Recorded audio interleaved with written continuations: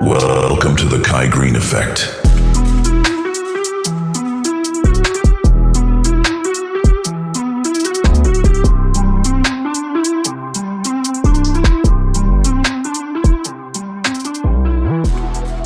What's up, everybody? Hello. How do you do? Today is the day. Welcome to the Kai Greene Effect. It's going on right now. I'm joined by my lovely and wonderful co-hosts, Vlad Uden and Eduardo Silva. We about to do something awesome. Gentlemen, how you feel today? Great, man. We made it to episode 2. Oh, snap. Still on air. Look at us. Big things that go on in here. Yes. All is well. We're here. Just chipping away at the international market for Pro-Am. So we got a lot of stuff in the works for the Middle East, and then we're taking over the world. Pro-Am is taking over the world. I like that. I like the way that sounds. Brother, when you said that, I got goosebumps, man. It just sent a chill up my spine, you know? I felt like I almost want to quote the words of Diana Ross. She was talking about, like, you know, when things feel good and you get that kind of that upliftment that kind of lingers, it hangs over. In fact, she called it the sweetest hangover. Yeah, man. I mean, since we got a chance to drop this thing and really start to move, and looking at the pace that we are moving at right now, I guess it's kind of like the sweetest hangover, the sweetest love hangover. And if there's a cure for it, I don't want it. I don't want it. But I want more of that Pro-Am. That's what's up. Yes. We've got some great topics. But first, let's do a lightning round of questions. So these are the questions, Kai, that were submitted by the fans and supporters of yours via comments and emails, actually. So I'm going to read the question, and you let them know, the answers to these questions, okay? They want to know directly from you, okay? Aha. All right. First question comes from Jake0909. Kai, have you ever had a bodybuilding-related injury? What was the worst one you've had? First thing I would say, Jake, if I ever had a bodybuilding-related injury, I would never say it publicly. Wow, really? I'm going to tell you why. Because when you do, a lot of times what happens is you inform the wrong people of the situation. And what happens is they focus on that. And they will hold you accountable to that forever. So, perfect example, there was a guy named Tony Friedman. They called him the executioner, the X-Man. Tony Friedman, friend of mine, amazing athlete. I watched him come up in the sport. I celebrated when he turned pro. He had an amazing package that he brought to the Olympia and to every pro show that I think he went into after he turned pro. Here's the thing that happened. One year he sustained a pec tear. And when he did that, he informed the fans, he let everyone in the sport know what had happened to him in an effort to explain why he missed a couple of shows after that injury. Funny thing happened was he got the surgery, he came back, he did the rehab, and he was back better than ever. He brought in an even better and more impressive package to, the next tier of shows that I saw him compete. Unfortunately, you couldn't see any of the new muscle that he put on in some of those other areas. He had amazing calves, amazing hamstrings. His legs were just like some of the best in the business at that time. With all of these things, to his credit, when he stood on stage and competed, after telling the world of his injury, it would seem as if the injury, the past injury, and remnants of that became the thing that anybody focused on. In fact, people made it a habit to just try to find any lingering effects still lingering around from the injury. So it was like, it just became a highlight the injury, and the injury now spoke louder than anything else he was able to do in his career, even when he made some monumental strides in developing himself. Psychologically, so I would say never do that. Never talk about it. If you do it, just, deal with it in confidence. Don't even tell your girlfriend. Don't tell your ex. Because, when your girlfriend becomes your ex, she'll turn around and tell everybody everything, and that's her moment in the spotlight. And unfortunately for you, it can mean the end of so many things that you've been working on, a lifetime worth of work, So, I wouldn't do that. And I certainly wouldn't tell you. Wow, it's very strategic of you, Kai. Very strategic. Take that, Jake 0909. No. Yes. All right, let's go to the next one, guys. So next one is from Boris Krizin 7447. Kai, do you still keep your old apartment in the Brooklyn projects? How did you manage to acquire? You remember that? How did you manage to acquire it? Shout out from Slovakia, Boris. Boris from Slovakia, real talk. Thank you for even saying anything about that. Referencing that is to reference an interesting string of events that happened in my life. No, the answer is no. I do not still have that apartment. Oh man. But I will say this: the ability to acquire that apartment was an opportunity to discover exactly some of the things that I want to represent, and I've learned to represent in everything about my name thereafter in the sport. You know, the idea of thinking about how thoughts do become things. I was in an interesting situation where I didn't have a place, and I said I wanted a place, and I didn't know if it was possible, to say it and do it and just create that reality. I thought people that had better genetics than me, better education than me, better opportunity than me, were destined to be, comfortable and just better than me. And I asked for a room and I got a room. I rented a room. And then I realized, well, damn, you know what? Just as I asked for the room, well, why ask for a room if I really wanted an apartment? And I asked for the apartment and I got the apartment. It was a 1-bedroom apartment. It was the same apartment, in fact, that we all got a chance to film in, and Oh yeah. we love it and we know it. But with that, I also asked for a successful competitive bodybuilding career that would allow me to, have the opportunity to travel the world and learn how to hone my voice when speaking to millions. That, 1-bedroom apartment was the opportunity to learn from experience, that if you ask for it and you're willing to work for it, you can create the desired end results you want. I've since then grown beyond, asking for an apartment. Now I ask for much bigger things than that. And I accept it and embrace it. And in this moment, with you asking me that question, I think the opportunity herein with sharing this with you is that it is worth it to work. It's worth it to be clear about what you want to do. Absolutely. Shout out to Boris. All right, next one from Nayasi. What's one takeaway you'd give to your younger self if you could go back and give some training advice? So just one training advice to your younger self, Kai. Do not claim addiction or weakness to any of the things that you think, represent the challenges of the moment. I think we can decide whether or not we will choose to be a part of the promise or the problem. So I would just say, if I were to talk to my younger self, yo, man, your best is in front of you. Focus more on the promise and less on the problem, and you will be surprised at just how much further you will get. All right, last question, Kai. You ready? Last question. Yes. This is kind of an interesting one from Troy Ripper. All right, Kai, have you ever felt being in competition with Akim Williams, being that you are both from Brooklyn and you are both pros? Any animosity from either one of you? Akim Williams took my contract. He replaced me at Muscle Meds. God damn it. I'm mad about it. I'm going to tell somebody. I'm going to say it right now. He did. Death to Akim Williams. No, I'm just kidding. No, actually, Akim is, I saw him as, I celebrated when he turned pro. I'm very proud of the things that Akim has been able to do. The Beast of Brooklyn. Hell yeah.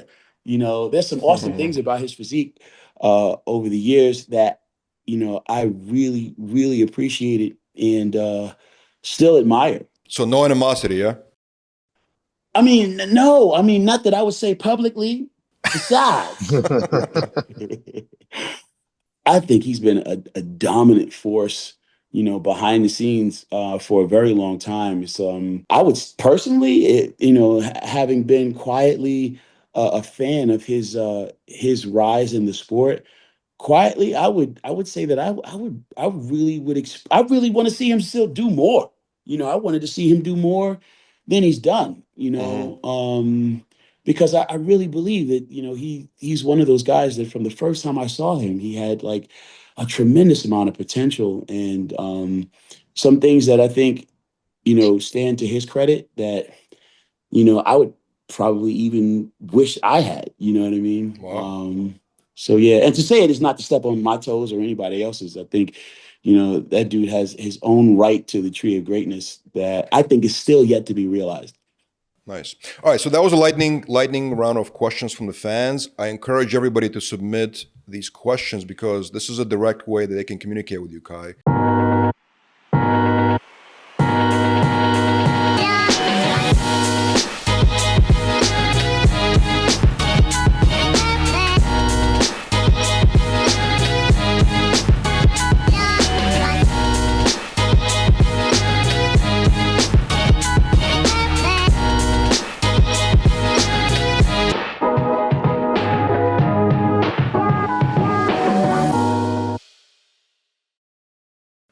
All right. So speaking of animosity, what do you guys think about this weird back and forth between Bob Cicherillo and Nick Walker? I was gonna say from no animosity to plenty of animosity Exactly. here. I don't know, man. What do you think? I mean, Bob's a industry staple. You know, there has been a bit of time that I've followed Bob since like he was doing that series on bodybuilding.com. Yeah, remember The that? Masters. Yeah, Yeah, of course. I yeah, followed all of that. So yeah. for me, The voice of bodybuilding. the voice of bodybuilding, right? For me, for Yes. Nick, who's, you know, all due respect, talked a lot of shit and then like backed out of shows a lot. You don't want to like, do you want to really start with Bob Chick, who's like, you know, the host of, he's the voice of bodybuilding, and then he's got a very good, you know, very good place to speak to with his career. And then he's also got the show with Sean Ray. And you can't speak ill of Sean Ray as far as a competitive bodybuilder. So you kind of, I don't know, man. I don't think it was the right call, but I don't know. I think it's a great call.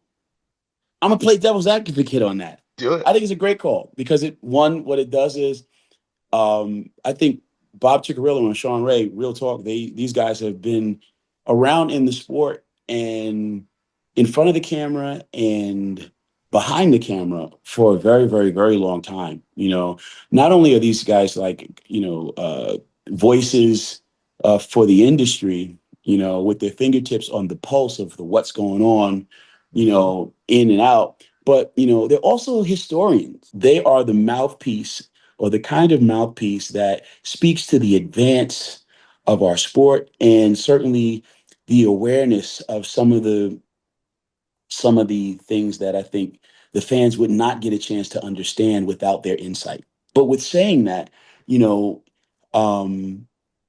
Nick Walker, he represents the young blood, the in the trenches right now, boots on the ground of what's going on for the individual athlete and his voice.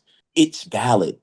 You know, his issues are valid. And the truth is, there's a statement in the Bible that says, you know, the old were called because they knew the way, and the young were called because they were strong. You know, I think just to see them kind of mix it up a little bit, you know, with having some interesting words, I think it adds a little bit of excitement to the sport. Of course, You know, it certainly 100%, gives 100%. it makes you pay attention for a minute. You know, otherwise, if without it, it's just like it would be the same thing. We don't want the athlete to come there and just do what is, hey, you know, yeah, I'm just happy to be here. I'm going to bring a good package this year, and Right. hopefully the judge that we don't want that. Of And course. technically, what Nick Walker's character represents to me is an opportunity to get that breath, that refreshing, fresh breath opportunity that says, hey, you know what? I'm not going to play by the script. Yeah, you know what? If you want to see me mix it up a little bit, I'm not afraid to do that. And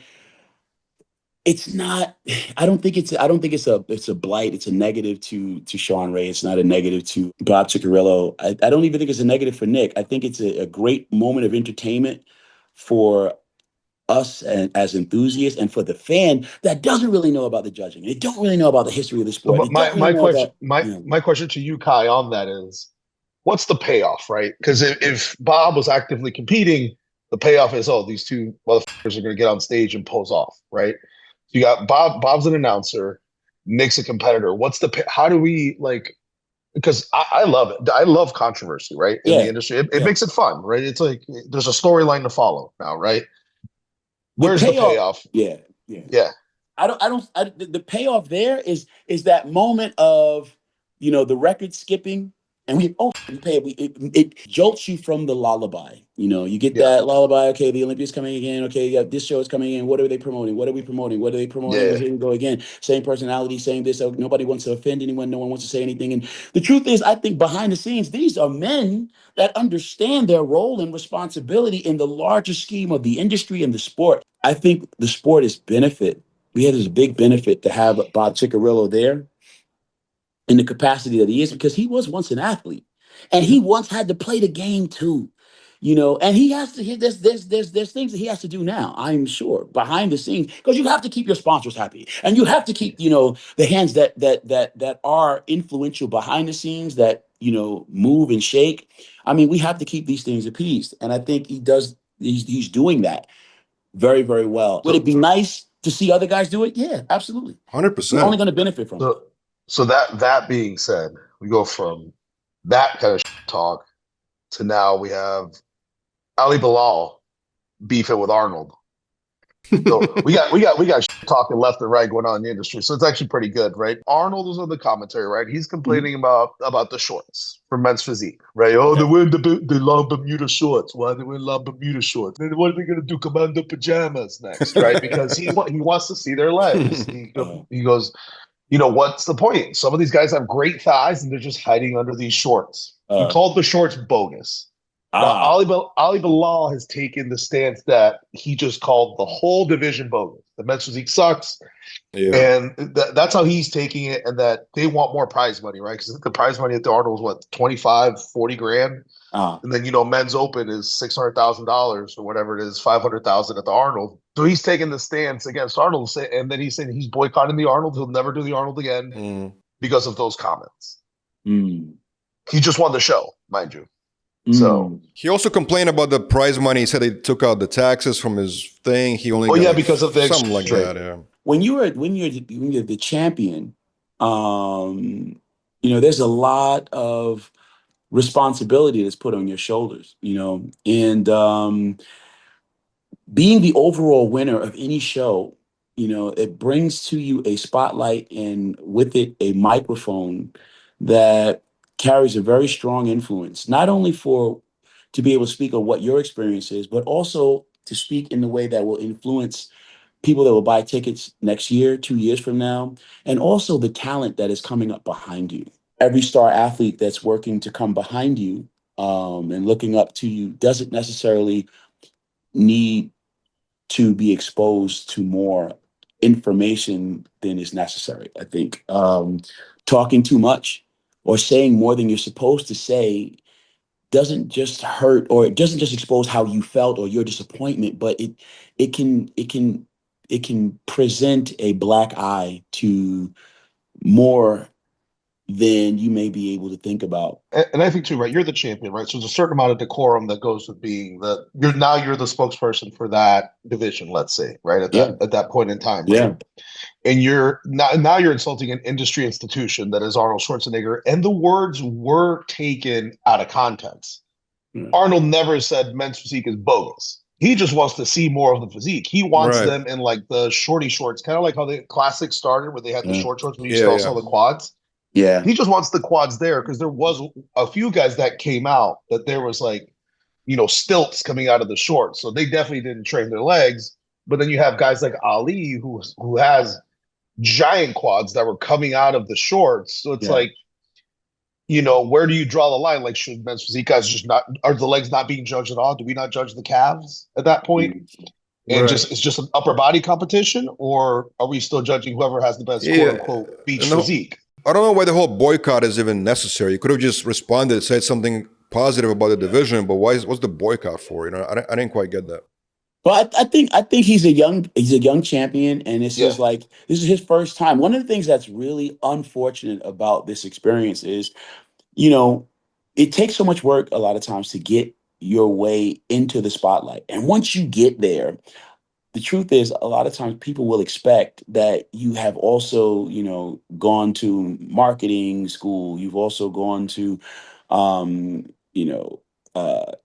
to get some of the training that would allow you to be more polished.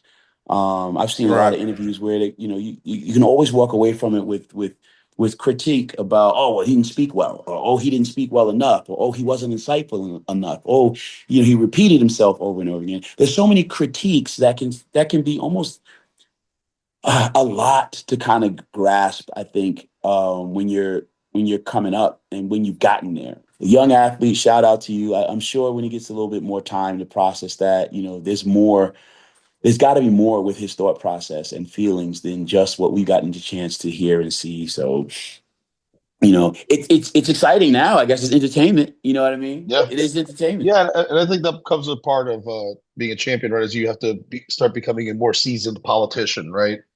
Because there's stuff that you want to say, elder statesman, that you want to say that there's ways to go about it, right? Like if he Yeah. really wants to be the champion of men's physique, to champion raising the prize money, Right. raising the cred that these guys have, there's Right. avenues to go about that. I don't Right. think boycotting a show is the move per se, especially a second biggest show of the year, the Arnold Classic.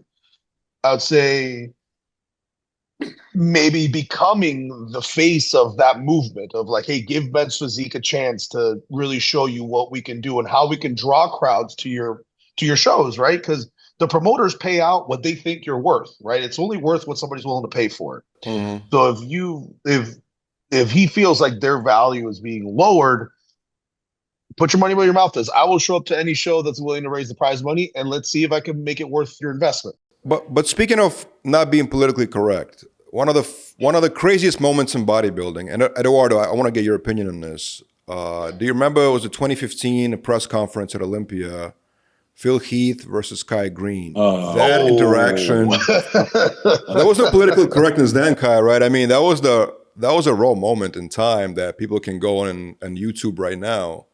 That was interesting. Don't you agree, Eduardo? Do you remember that moment? Do you remember seeing that moment? I rewatched it like about a week or two ago because I was getting refamiliarized with the beef, I mean, it got intense. I mean, and it's something that I think is sorely missing still in the industry, that sort of, Oh yeah.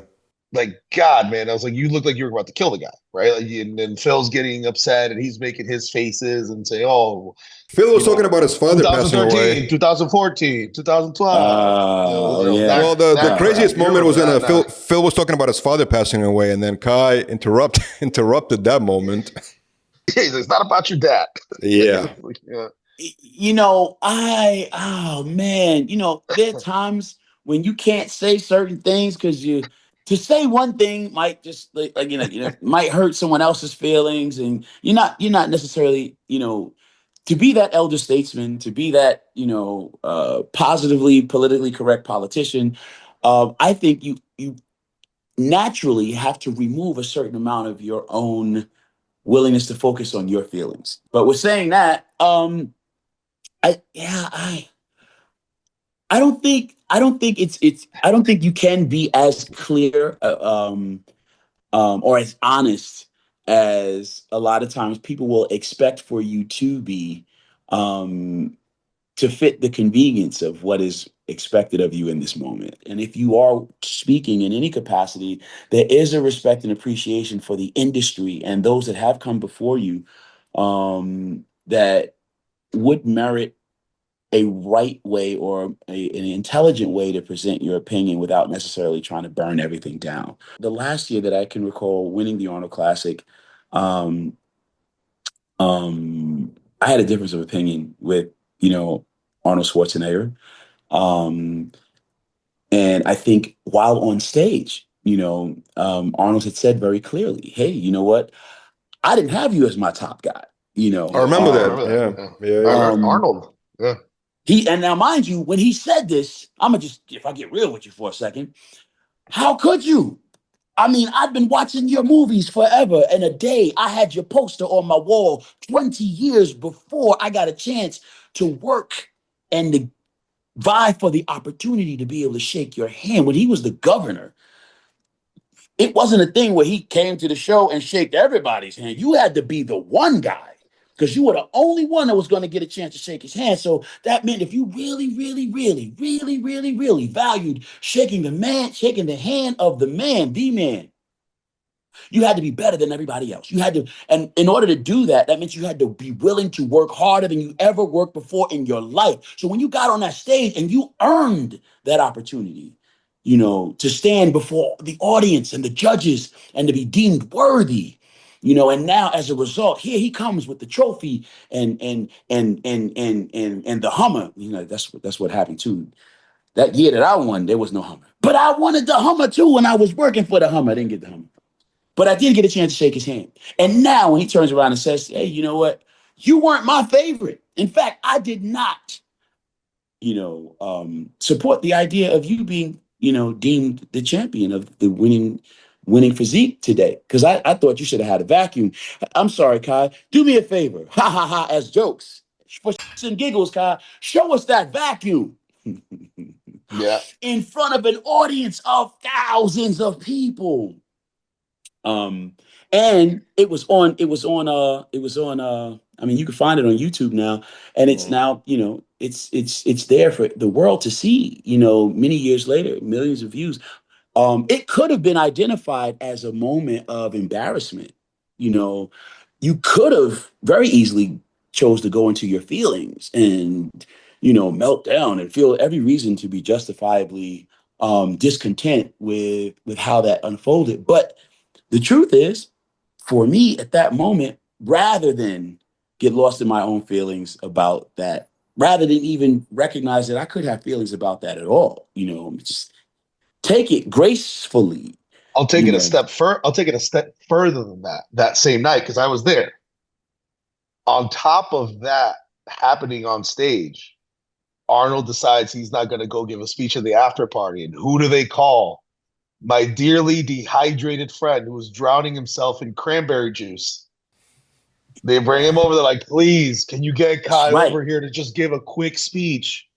My man arrives, gets out of the car, just a shell, dehydrated shell, exhausted. Get him up the stairs. They put the mic in his hand, turns it on, right? Yo, it's your boy. Blah, blah, blah, gives the speech, and then shuts back off and leaves. That's right. Go to the hospital, give me an IV. I'm getting ready to get right. Yeah, they bailed out.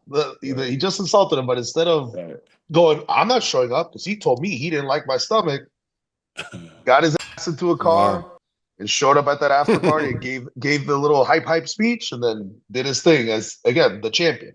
Right. But you know what? Which was saying that. Look, man, real talk, even with that, if you wanted a vacuum, that's cool. But if you look at the photo, when we stand up and do the shot, my abs is crazy. My abdominals was no joke. Now, maybe you might have wanted some bells and whistles on top of that, but I had what was necessary. You get what I'm saying? My waist was tight. My abs was crispy and deeply separated. And guess what? Last time I checked in the whole bodybuilding 101, there wasn't a vacuum round. There was a muscularity round. You get what I'm saying? So what I was supposed to bring, the muscularity round, the symmetry round, and then you had your posing at the end of the day, overall for what the sport was supposed to be and what I was supposed to be graded for and judged. Shout out to the judges that saw otherwise. When it came time for me, you know what I mean, to step into the spotlight, stand and deliver, they judged that show. And this is one of those opportunities and one of those moments where I learned that judging can go both. The politics that people will talk about, as being bad or good, that door can swing both ways. There can be a moment where you may feel like, you know what? Oh my God, here's a personality that I've looked up to for a million years. There's a personality that I would still want to be in concert with and support future endeavors with the Arnold Classic and still want to be a supportive resource within the development of business ideas going forward. However, as that moment did happen, yeah, man, they ain't really like me as much. It was like right there, clearly stated in front of all of the fans and enthusiasts. But with that said, yeah, man, I had the time to shine, and I'm gonna show you when I did that. Hey, my abs are tight. I won the muscularity round. I'm not a joke because I took this game seriously when it was time to do the work.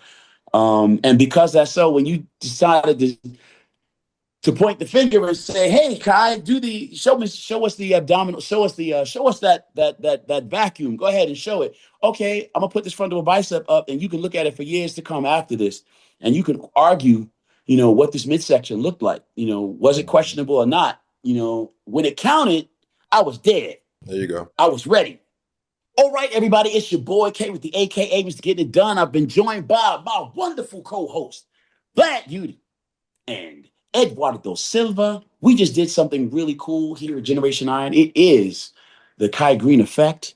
I am Kai Greene, and thank you for listening.